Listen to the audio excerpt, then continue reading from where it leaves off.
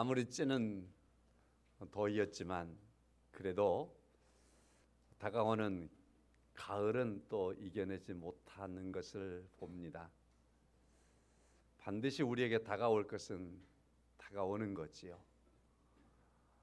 주께서 말씀하신 때도 반드시 이르게 될 줄로 믿습니다. 우리의 삶 속에서 봄, 여름, 가을, 겨울을 맞이하면서 생각해야 합니다. 하나님의 때도 이와 같이 반드시 온다. 안 올 것처럼 버텨대도 온다 하는 사실입니다. 가을에 주시는 복을 풍성함으로 누리시기를 주님의 이름으로 축원합니다. 오늘은 은혜의 보좌 앞에 담대히 나아감이라는 제목으로 함께 은혜를 받겠습니다. 세상에는 많은 교통수단이 있습니다. 가장 보편적인 것은 자동차이겠지요. 그런가 하면은 자전거도 있고 오토바이도 있고요. 해상을 떠다니는 배도 있습니다.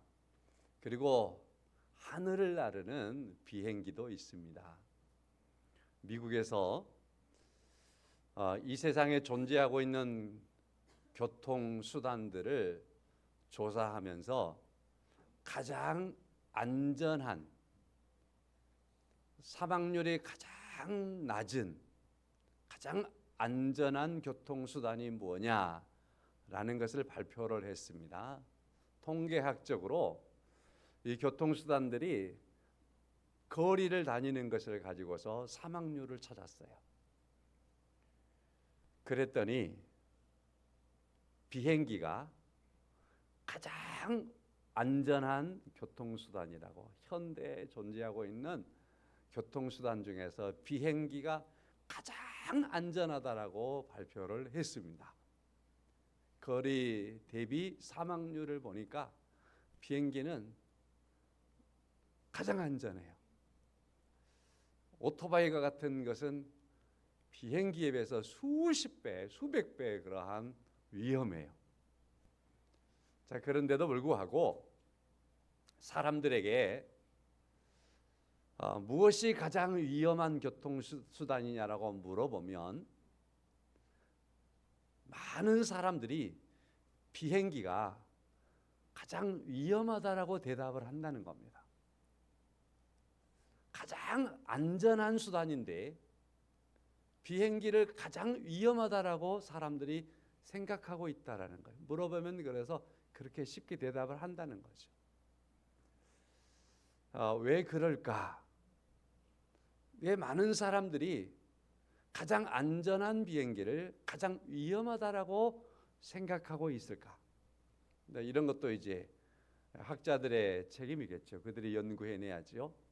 심리학에서 대표성 휴리스틱이라고 하는 말이 있습니다. 무슨 말이냐면 예컨대 우리가 텔레비를 보면 많은 광고가 나오는데 그 광고를 하는 인물들을 보면 대체적으로 운동을 세계에서 가장 잘하는, 우리나라를 대표하는 모든 국민인 나 같은 사람도 알만한 사람이 뭐 어떤 선전을 하잖아요. 광고를 하잖아요. 아니면은 TV를 통해서 아주 유명한 탤런트라든지 이런 사람들이 광고를 하잖아요. 그 광고를 하는데 한 15초밖에 안 하는 거거든요. 15초 광고했다가 그 제품에 대해서 정보를 집어넣으면 얼마나 집어넣겠어요.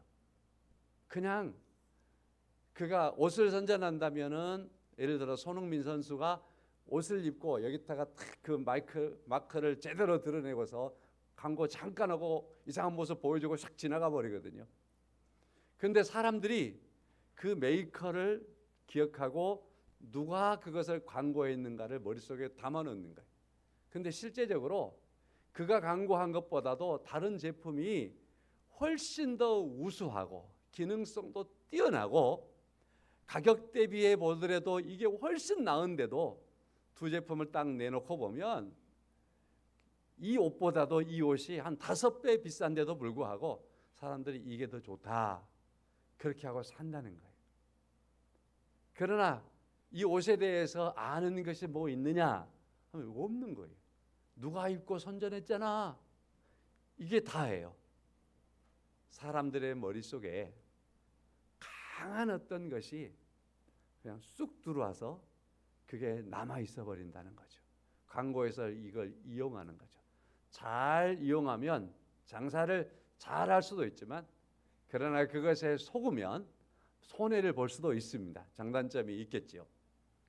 비행기가 가장 안전한데도 사람들의 많은 생각 속에 가장 위험하다라고 생각해 버리는 게 바로 이런 측면이 있다라는 겁니다. 다시 말해서 우리가 TV를 통해서 뉴스를 보는데 비행기 사고가 난 거예요.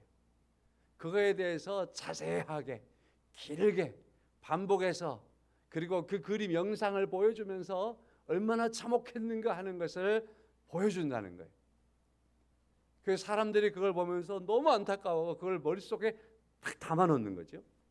그런데 차량의 사고라든지 오토바이 사고라든지 이런 건 굉장히 사고가 자주 나고 있지만 우리 주변에서 하도 흔하게 나니까 광고도 그 뉴스도 잘 안 하고 보도가 잘 없고 그냥 지나가는 거예요. 그래서 그렇게 살다가 누군가가 물어볼 때 가장 위험한 교통수단이 뭐냐라고 물어보면 바로 그게 박혀 있어가지고 비행기요, 비행기, 그렇게 대답을 한다는 겁니다. 사랑하는 성도 여러분, 오늘 본문의 말씀에 14절 말씀에 이렇게 말씀을 하고 있습니다. 그러므로 우리에게 큰 대제사장이 계시니, 여기서 말하는 큰 대제사장은 예수님이세요. 성천하신 분이세요. 하늘에 계시는 거죠. 하나님의 아들 예수시라. 우리가 믿는 도리를 굳게 잡을지어다. 그리고 15절에 우리에게 있는 대제사장은 우리의 연약함을 동정하지 못하실 리가 아니요 모든 일에 우리와 똑같이 시험을 받으신 이로되 죄는 없는 분이고, 16절에 그러므로 우리는 긍휼하심을 받고 때를 따라 돕는 은혜를 얻기 위하여 은혜의 보좌 앞에 담대히 나갈 것이니라 말씀하고 있습니다.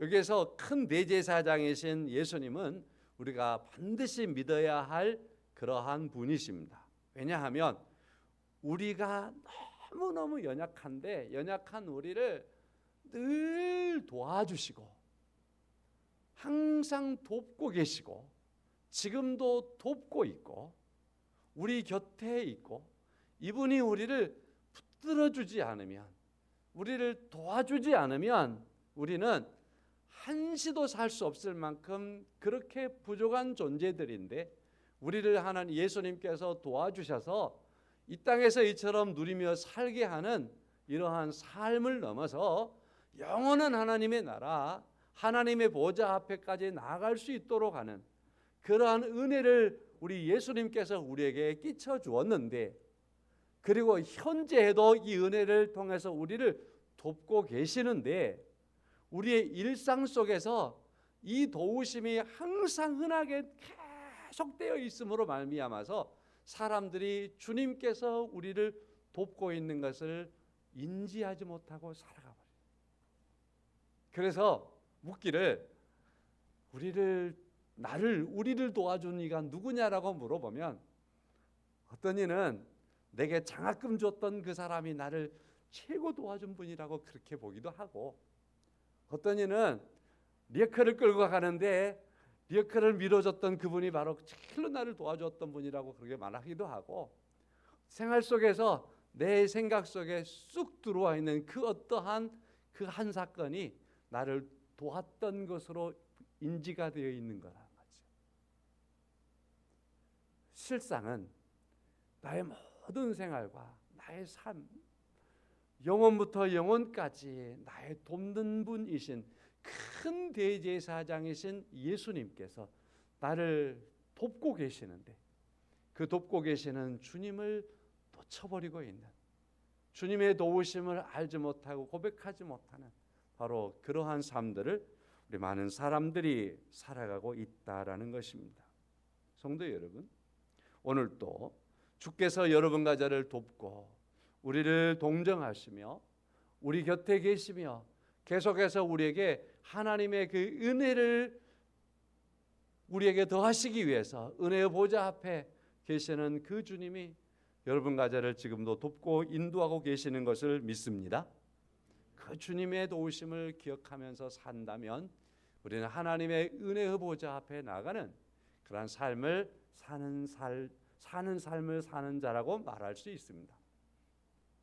오늘 마지막 절 16절의 말씀에 오늘 제목이 있습니다. 그러므로 우리는 긍휼하심을 받고 때를 따라 돕는 은혜를 얻기 위하여 은혜의 보좌 앞에 담대히 나아갈 것이니라 하였습니다. 자, 이 말씀에서와 같이 제목을 은혜의 보좌 앞에 담대히 우리는 나가야 합니다 라는 말씀이죠. 아마 이 이야기는 들어보신 분들이 있을 거예요. 주일학교 다니신 분들이 들어봤을 확률이 높습니다. 한 선생님이 10,000원짜리 하나를 들고 학생들과 함께 공부를 하고 분반 공부를 하면서 자기 반 아이들에게 공부를 가르치는 거지요. 가르치다가 갑자기 10,000원짜리 하나를 딱 빼서 들더니만은 누구든지 이 돈을 받으려고 내게 오면 내가 이 10,000원 주겠다 그런 거예요. 10,000원을 주겠다 선생님이 보여주면서 그런 겁니다. 제가 학생들이 믿기지 않은 듯이 선생님을 가만히 쳐다만 보는 거예요. 또 학생들이 선생을 믿기는 믿지만 그렇다고 해서 그 돈을 받기 위해서 선뜻 손을 내밀고 선생님한테 가지를 못하는 거죠. 자, 그러는데 한 학생이 일어나가지고 선생님에게 가서 선생님 앞에 딱 서는 겁니다. 선생님이 진짜로 10,000원짜리를 딱 준 거예요. 학생은 10,000원을 번 겁니다. 선생님에게 받은 거예요. 선생님이 야 10,000원 줄 테니까 누구든지 내게 오면 내가 주지. 다 안 오는 거예요. 주저주저 하면서 안 오는 거예요. 선생님이 줄 건 사실이지만 그렇다고 해서 선뜻 그 10,000원짜리 받기 위해서 가기가 그러니까 그냥 안 가고 있었던 거예요. 그럼 한 학생은 가서 그걸 받은 거예요. 그랬더니 선생님이 이런 말을 하는 겁니다. 하나님은 당신에게 나오는 사람에게 은혜를 베풀지만 그러나 은혜를 받으려면 하나님의 약속을 믿고 하나님께 나아야 하는데 하나님께 나오지 않는 사람은 하나님의 은혜를 받기가 어렵지. 그러니까 하나님의 은혜를 받으려고 하는 사람은 바로 예수님을 믿는 사람인데 그 믿음대로 하나님께로 나아가는 사람이 하나님의 은혜를 받는다. 이렇게 돈을 10,000원을 선생님이 주겠지라고까지는 믿었지만 선생님에게 안 왔던 사람은 다 10,000원 못 받았잖아. 그러나 선생님에게 왔던 쟤만 10,000원을 받았어. 이와 같이 예수님을 믿는 사람은 하나님의 은혜를 사모하는 사람은 이처럼 하나님 앞에 나아가는 그 사람이 하나님의 은혜를 받는 거야. 꼭 기억해야 돼. 꼭 그걸 기억해야 돼. 그렇게 가르쳤다라고 하는 이야기입니다. 오늘 16절 말씀이 그 말씀이죠.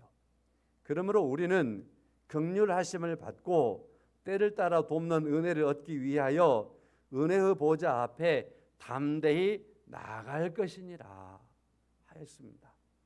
항상 하나님의 은혜의 보좌 앞에 머뭇거리지 마시고 그 보좌 앞에 늘 나아가시는 그 은혜의 삶들을 살아가는 여러분과 제가 되기를 주님의 이름으로 간절히 축원합니다. 우리 금년에도 작년에도 그랬지만 저기 코람데오라고 써놨잖아요. 하나님 앞에라는 말이거든요. 하나님 앞에 늘 생활하면서 나는 하나님 앞에 늘 나아가고 있는가? 나는 하나님 앞에 늘 있는가? 내가 하나님으로부터 멀어져 있는가? 가까이 있는가? 심지어는 오늘 말씀에는 하나님의 보좌 앞에 담대히 나갈지어다라고 말씀하고 있는데 하나님의 보좌 앞에 내가 나가 있는가? 늘 그렇게 나가기를 힘쓰고 있는가? 이런 부분에 대해서 깊이 생각하면서 살아가는 삶 속에 있기를 축원합니다. 여러분, 어떤 일을 하든지 그 일 속에서 내가 하나님 앞에 있나, 아니면 내가 하나님 안면벌수하고 살고 있나, 이걸 기억해야 되는 겁니다. 그리스도인은 하나님 앞에 있는 그런 사람이기 때문에 그렇습니다. 우리의 존재, 하나님의 보좌 앞에 있어야 할 존재입니다. 성도 여러분, 히브리서 기자는 이와 같이 때를 따라 돕는 은혜를 얻기 위하여 보좌 앞에 담대히 나아갈지어다 했습니다. 그 보좌 앞에 우리가 나가는데, 그 보좌 앞에, 하나님의 보좌 앞에 우리가 나아가는데, 우리로 하여금 하나님의 보좌 앞에 나아갈 수 있도록 하기 위해서, 하나님의 보좌 앞에까지 우리에게 나아갈 수 있도록 하기 위해서 그 길을 여시는 분이 있는 거예요. 하나님의 보좌 앞에 우리가 나아갈 수 있도록 하기 위해서 그 보좌 앞을 우리에게 허락하도록 역사하시고 그 일들을 감당하신 이가 있는 거예요. 그분이 바로 누구냐면 오늘 14절과 15절에서 말하는 큰 대제사장입니다. 그래서 14절에 말합니다. 그러므로 우리에게 큰 대제사장이 계십니다. 아까 말씀드렸죠? 이 큰 대제사장은 예수님입니다. 예수님. 히브리서에서 예수님의 제사장직을 말하려고 하는데, 세상에는 일반 제사장도 있고 대제사장도 있단 말이에요. 자, 그러나 그들과 구별되는 예수님을 말하기 위해서 큰 대제사장이라고 말하는 거예요. 그래서 히브리서를 읽으실 때 큰 대제사장이라고 하는 말을 읽으면 예수님이다, 이렇게 그냥 받아들이면 되겠습니다. 15절의 말씀에서도 우리에게 있는 대제사장은 이 큰 대제사장이에요. 예수님을 말씀을 하고 있는 겁니다. 우리가 은혜의 보좌 앞에 담대히 나갈 수 있도록 하기 위해서는 우리에게 계셔야 할 분이 있는 거예요. 큰 대제사장이 있어야 하는 겁니다. 예수님이 있어야 되는 거예요. 다시 우리가 이 말씀을 쉽게 말씀을 드려버린다면, 우리가 하나님의 보좌 앞에 나가기 위해서는 그리스도의 공로로 나가는 겁니다. 대제사장 대신 예수의 공로로 나가는 겁니다 라고 말씀을 드릴 수 있겠죠. 자, 그런데 14절과 15절로 나누어 있으니까 14절에서 말하는 우리에게 있는 큰 대제사장은 승천하신 분입니다.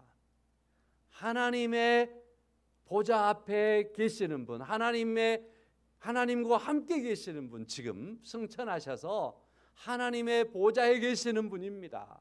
우리가 나아가야 할 그 보좌에 이미 승천하셔서 계신 예수이십니다.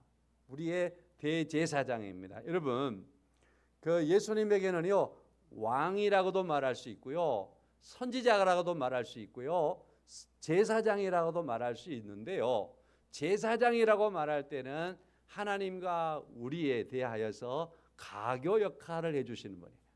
하나님과 우리의 관계 속에서 우리로 하여금 하나님께 나아갈 수 있도록 다리 역할을 해주시는 분이에요. 자, 그런데 우리가 하나님 앞에 나아가는 데 있어서 나아갈 수 없을 만큼의 사고를 당한 거예요. 그래서 그 모든 문제를 다 해결하시고 먼저 주님께서 하나님의 그 승천하셔서 보좌에 계심으로 말미암아 거기에서 우리에게 그 앞으로 나아가도록, 그 앞으로 나올 수 있도록 그 길을 열고 계신 분이십니다. 바로 그분이 예수님이신데, 하늘에 계신 대제사장이 우리에게 있습니다. 여러분과 저의 편에 계십니다라는 것이죠. 1년에 한 번씩 저 구약 성경을 보면 대제사장이 성소를 들어가요. 성전을 들어가요. 성전을 들어가면 성전은 크게 두 곳으로 나누어지는데, 먼저 성소를 들어갑니다. 그리고 성소를 지나면 또 하나의 문이 있어요. 성소의 문을 지나면 지성소로 들어가는 겁니다. 자, 대제사장이 이 지성소에 들어가는 건 1년에 딱 한 번 대속죄일에 들어가는 겁니다. 들어갈 때에 그 성소의 건물이 보입니다. 그러면은 문을 열고 들어갑니다. 그러면 첫 번째 맞이하는 성소, 성소를 통과해서 뽀문을 제치고 들어갑니다. 그러면은 지성소, 지성소에 들어가면 거기에 하나님의 언약궤가 있고 언약궤 위에 덮개처럼 생겼지만은 천사가 둘이 손을 다 양쪽에서 날개를 펴고서 바라보고 있는 곳이 있습니다. 그 덮개 위를 서로 바라보고 있는 곳이 있는데 이곳을 가리켜 속죄소라고 그럽니다. 속죄소. 이 속죄소에 나가서 대제사장이 그 속죄 제사를 하나님 앞에 그 행위를 다 드리는 거예요. 이때 제사장이 들어가는 것은 1년 동안 모든 백성들의 죄를 가지고 들어가는 겁니다. 그래서 그 죄를 하나님 앞에 내어놓고 하나님 이 백성들의 죄를 사하시고 긍휼히 여기시기를 원합니다. 하나님의 용서하심을 구합니다. 하나님께서 죄를 다 사하시기를 바랍니다라고 그 행위를 들어가서 속죄소에서 하는 거예요. 그러면 하나님께서 그 모든 죄를 사하시면 그곳을 우리가 뭐라고 부르자면 시은소라고 부르는 거예요. 하나님의 은혜가 임하는 것, 하나님의 은혜의 보좌. 그래서 시은소라고 부르는 거죠. 이 세상에 하나님께서 이와 같이 지성소에 하나님께서 법궤를 두시고 거기에 저런 속죄소를 두시고 속죄소에서 하나님이 시은의 은혜를 베풀어 주시는 그 장소를 두심으로 말미암아 여러분과 저로 하여금 오늘 본문의 말씀과 같은 말씀을 보면서 하나님의 나라와 하나님의 보좌를 충분히 이해하고 생각할 수 있도록 해놓으신 겁니다. 주님께서 대제사장이 되셔서 하늘에 오르신 겁니다. 하나님 앞에서 자기의 모든 피로서 여러분과 저의 모든 죄를 다 사하시고 여러분과 저의 죄의 짐을 지시고 십자가에 죽으신 자신의 그러한 십자가에 죽으신 은혜와 그리고 우리의 죄 대속에 대한 모든 일들을 바로 하나님의 보좌에서 그리스도의 피로 다 사하셨음을 드러내실 때 그 속죄소에서 세상의 모든 죄에 대한 것들의 행위를 다 하는 제사가 이루어졌을 때 하나님의 은혜가 임하는 것처럼 하나님의 은혜가 하나님의 은혜의 보좌에서 우리를 향하시는 거죠. 우리에게 있는 하늘에 있는 대제사장, 큰 대제사장이신 주님께서는 이와 같이 여러분과 저에게 놀라우신 은혜를 더하시기 위해서 그 은혜를 그 도우심이 없으면은 여러분과 제가 하나님의 은혜를 받을 수가 없고 누릴 수가 없고 그 은혜로 나아갈 수가 없는 거예요. 그 은혜가 영원 전부터 영원까지 쉬지 않고 이루어진 겁니다. 여러분과 저에게 그 은혜가 쏟아진 겁니다. 그래서 그 은혜를 받지 않은 사람이 하나도 없도록 하시는 겁니다. 묻는 겁니다. 우리가 받은 가장 큰 은혜가 뭡니까? 라고 묻는 거예요. 근데 사람들이 주님의 은혜라는 대답을 못하는 거예요. 세상 살아가면서 이리 부딪히고 저리 부딪히고 이 사정 저 사정에 이렇게 굴리고 저렇게 굴리고 10,000원 꾸기 위해서 하다가 그거 꽂으니까 그것이 은혜로다. 그렇게 살아가 버리는 이 세상에서 그렇게 사는 거죠. 그래서 세상에 매여 있다가 그것들 속에서 거기가 은혜라고 생각해 버리고 진짜 크고 진짜 놀라운 그 주님의 은혜를 사람들이 인지하지 못하고 사는 거예요. 고백하지 못하고 사는 거예요.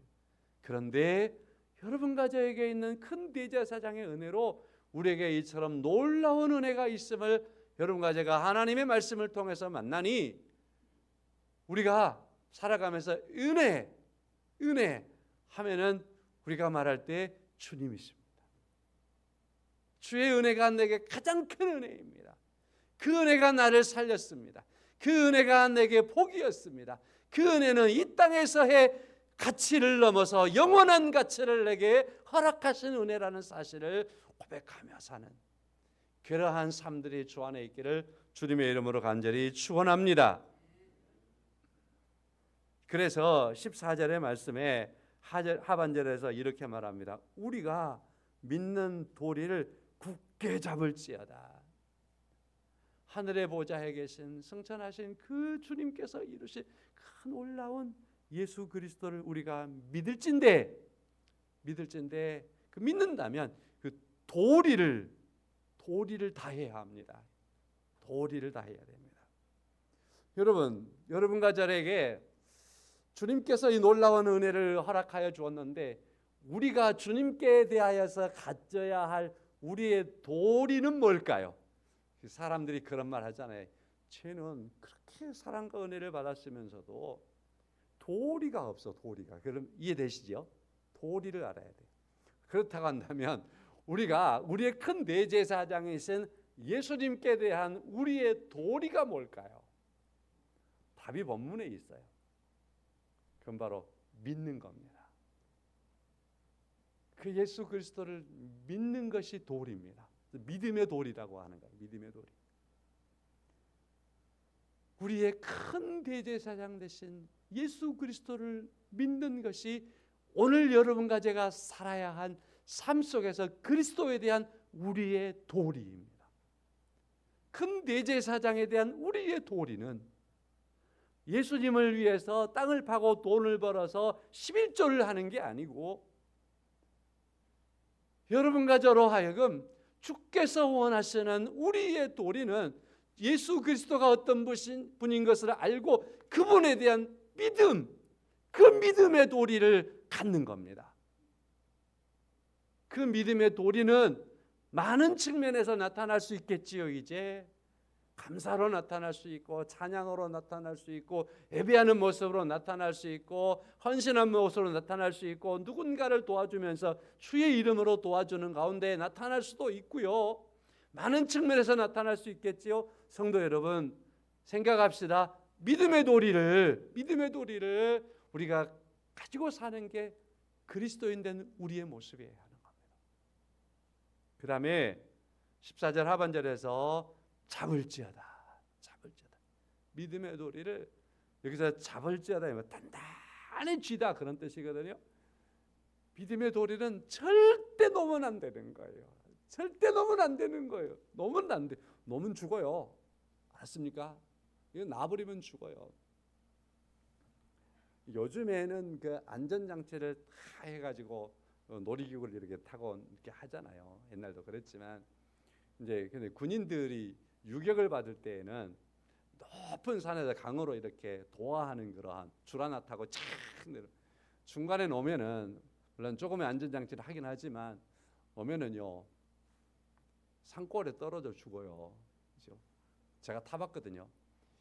그러니까 그때는 얼마나 극 잡는지 몰라요. 언제까지? 강에 내가 붕 빠질 때까지, 그때까지 참는 거예요. 목숨이 달렸거든. 목숨이 달렸거든요. 기계가 나를 잡아준 게 아니라 내 손이 잡아야 돼요. 얼마나 꽉 잡는지 몰라요. 잡아야 돼요. 믿음의 도리를 굳게 잡아라. 굳게 잡아라. 그렇게 말씀을 하시고 있습니다. 요즘에 저는 참 안타까움이 많은 것을 발견하죠. 여러분도 발견할 겁니다. 참 여기에 있는 분들은 저는 믿음의 도리를 그래도 굳게 잡으신 분들이라 그렇게 최소한 외면적인 모습 안에서는 그렇게 말할 수 있죠. 그렇죠? 이 코로나 기간 동안에 믿음의 도리를 굳게 잡았기 때문에 그 긴 기간 동안에 예배하는 모습 놓쳐버리지 않고 이처럼 예배하고 계시는 줄로 믿습니다. 끝까지 믿음의 도리를 잡고 오늘 16절에 이르기까지 이뤄나갈 수 있기를 주의 이름으로 간절히 축원합니다. 자, 이제 15절로 넘어갈게요. 우리에게 있는 대제사장은 우리의 연약함을 동정하지 못하실 리가 아닙니다. 우리는 연약해요. 그 문정희 시인의 눈물은 어디에다 두나라는 시가 있더라고요. 제가 우연찮게 시를 만났고 이 시를 한번 읽어보게 됐고요. 그랬는데 이렇게 그가 얘기를 식구가 이렇게 되어 있습니다. 아침에 일어나 보니 내 눈이 한 개다. 아침에 자고 일어나 보니까 눈이 한 개다. 여러분 눈이 몇 개입니까? 나는 눈을 감아버렸다. 그렇죠. 아침이라 보니까 괴물이 됐잖아요. 눈이 하나니까 눈을 한 개 그것도 감아버렸다. 캄캄한 절벽이다. 어디 갔을까? 눈 한 짝이 어디 갔을까? 계속해서 그가 시를 이어갑니다. 한쪽에만 눈이 달린 내가, 그때부터 눈이 한쪽만 달린 거예요. 한쪽만 달린 내 눈이, 내가 두 눈 가진 너를 보고 병신이라 할 것 같다. 부패한 수족관 같은 TV 뉴스 화면에, 텔레비를 보는데 뉴스가 막 나오는데 수족관처럼 보이는데 부패한 수족관, 막 사람 거기 안에서 뭐죠?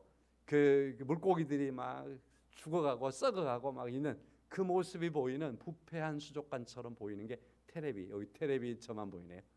텔레비 뉴스를 보니까 세상이 보이는데 부패한 수족관처럼 보였다는 얘기입니다.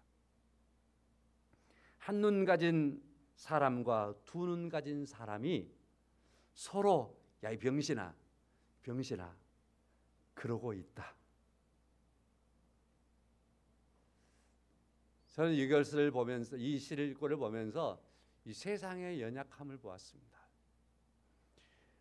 최소한 거기에서 이렇게 주장하는 사람들은요, 그렇지 않아요. TV에 나오는 이러한 것을 주도하는 사람, 이분이 보는 한눈 가진 사람들은요, 이 나라를 쥐락펴락하는 어떤 권력의 위치에 있는 사람이라든지 어떤 국회의원들이라든지 뭐 이런 사람들이라고 말할 수 있을 겁니다. 똑똑한 사람들이고 잘난 사람들이잖아요. 그 사람을 가리켜 누가 연약하다라고 말할 수 있고, 그 사람을 가리켜 누가 부족하다고 말할 수 있고, 그 권력을 가리켜서 에헤이라고 어떻게 말할 수 있겠습니까? 그런데 이 시인이 볼 때에 이 사람들은 한쪽 눈밖에 없는, 눈 하나밖에 없는, 그래서 자기 편향적이고 자기 생각에 빠져 있고 자기 주장만 있고 자기 편이 아니면 다 못났고 전부 다 그들이 그런 거예요. 다 그냥. 그래서 독서를 터뜨리고 그냥 그는 죽어도 되겠고 그러는 세상이라는 거예요. 여러분, 제가 왜 이 세상은 연약하다라는 걸 이 시를 통해서 보냐면, 사람들이 그렇게 잘난 사람들이지만 그러나 둘로 서로 나눠지고 보니까 그들은 서로 욕하는 거예요. 서로 못 잡아먹어 비하는 거예요. 그렇게 볼 때 이건 그게 잘난 게 아니라 연약한 모습들이죠. 부족한 모습들이지 않습니까? 이 세상은 부족한 거예요. 아무리 사람들이 자기가 높은 권자의 자리에 앉아 있는 것 같을지라도 그건 부족한 거예요. 그 자리 부족한 거예요.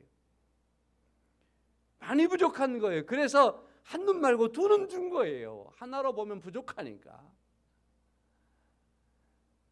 성도 여러분, 이와 같이요, 우리들의 연약함은요, 자기가 연약한 줄도 모르지만 그러나 연약함이 드러날 때 언어 속에서 무자비하게, 행동 속에서 잔인하게 그 재성들이 꽉꽉 차올라서 폭력적으로 저주하고 내 편 아니면은 깡그리 뭉겨버리고 절대 존재성을 인정하지 아니하려고 하는 그런 모습에서 나타나는 이 세대 속에 살아가고 있는데, 그건 부족한 세상이에요. 연약한 세상의 모습이에요. 또 다른 측면에서 보면 지난 여름 폭우 때문에 우리가 많이 힘들었는데요, 폭우와 더불어서 보면은 이 세상에 쌓아놓은 그 문화와 문명이, 그 엄청난 문명이 허물어지는 바벨탑이었던 것을 우리가 알지 않습니까? 연약한 거예요.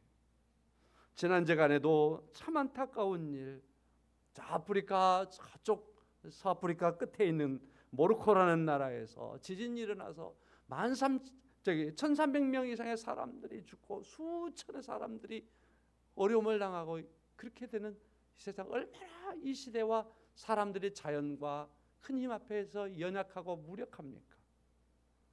홍콩은 135년 만에 그런 비가 또 있을까 싶으면 비가 쏟아졌는데 온 곳이 다 강기돼 버리고 말이죠, 마비돼 버리고 그랬다라고 하는 뉴스를 어제 그제 읽어보았습니다. 성도 여러분, 이처럼 사람들은 연약합니다. 자, 이런 측면에서 연약함을 말할 수도 있겠지만 그 중에서도 우리에게 가장 연약한 것이 뭘까? 가장 연약함에 대해서 우리가 생각해야 될 것이 뭘까? 그것은요, 주님의 은혜가 아니면 15절에 있는 우리의 연약함을 동정해주는 예수가 없다면, 우리와 똑같이 되셔서 시험을 당하시고 우리를 도와주신 예수가 없다면, 우리가 절대로 연약해서 아무것도 안 되는 그 연약한 상황 속에 처할 수밖에 없는 그러한 곳이 있다면, 그것이 있다면 그것은 바로 하나님 앞에 나갈 수 없는 겁니다. 하나님은 모든 사람이 하나님 앞에 나오기를 원하지만, 그러나 그리스도의 은혜가 없다면, 15절에 있는 그리스도의 은혜, 우리를 동정하시는, 우리의 부족함을 도와주시는 주님이 없다면 한 사람도 하나님 앞에 나갈 수가 없다라는 사실입니다. 그런데 예수 그리스도를 이 땅에 보내셔서 우리를 돕는 자, 대제사장 되게 하셔서 그 대제사장 되신 주님이 우리의 연약함을 살피고 동정하시고 도와주셔서 여러분과 저로 하여금 하나님의 보좌 앞에 나가도록 우리를 인도하신 줄로 믿습니다. 나를 도와주시는 진정한 분은, 이 세대와 이 세상을 영원토록 도와주시는 진정한 도우심은 바로 예수 그리스도이신 줄로 믿습니다. 죄 도우심을 이와 같이 보는 겁니다. 우리를 도우실 수 있는 그분에 대한 유일한 자격이 하나 있습니다. 여러분, 운전하기 위한 우리의 자격은 면허증입니다. 그렇죠? 이거 없으면 안 돼요. 그래서 오늘 이 시대는 뭐든지 할 때 그 어떤 자격증 시대입니다. 자격증이 있어야지 그 어떤 일을 하는 거예요. 법적인 보호도 받지 않아요. 여러분과 저를 하나님의 은혜의 보좌 앞으로 우리를 인도하시기 위한 그러한 유일한 자격 하나가 있었습니다. 그건 바로 죄가 없으심이었습니다. 오늘 15절 하반절이죠. 죄는 없느니라. 죄가 없으신 주님, 하나님이시면서도 죄가 없으신 주님, 사람이면서도 죄가 없는 주님, 이분께서 우리를 돕기 위해서 하나님의 보좌에 지금 계시는데, 바로 그분은 죄가 없는 분으로서 여러분, 죄가 있는 우리의 모든 것들에 대한 것들을 지시고 우리의 모든 죄를 담당하셔서 십자가에 죽으신 은혜 가운데에 여러분과 저를 도우셔서 하나님의 보좌에 나가게 하셨습니다. 그러므로 오늘 본문의 말씀을 제가 간단하게 요약합니다. 14절, 예수님께서 하나님의 아들로 우리가 고백, 믿음의 도리를 하고 끝까지 붙드는 것은, 15절, 우리의 큰 대제사장이신 죄가 없으신 하나님의 아들이 우리를 알고 우리를 도우심에, 16절, 하나님 앞에 속죄소, 곧 시은소가 되셨기 때문에 은혜의 보좌 앞에 담대히 나가게 하셨으므로 믿음의 주요 온전케 하신 이신 예수를 바라보며 담대히 하나님 앞에 나가는 삶을 살아야 합니다. 이게 제가 오늘 결론입니다. 여러분과 제가 이처럼 하나님의 은혜 가운데 담대히 나아가는 그러한 삶 속에서 오늘과 내일 주님 앞에 서는 그날까지 나가는 은혜가 있기를 주의 이름으로 축원합니다. 찬송하겠습니다. 359장입니다.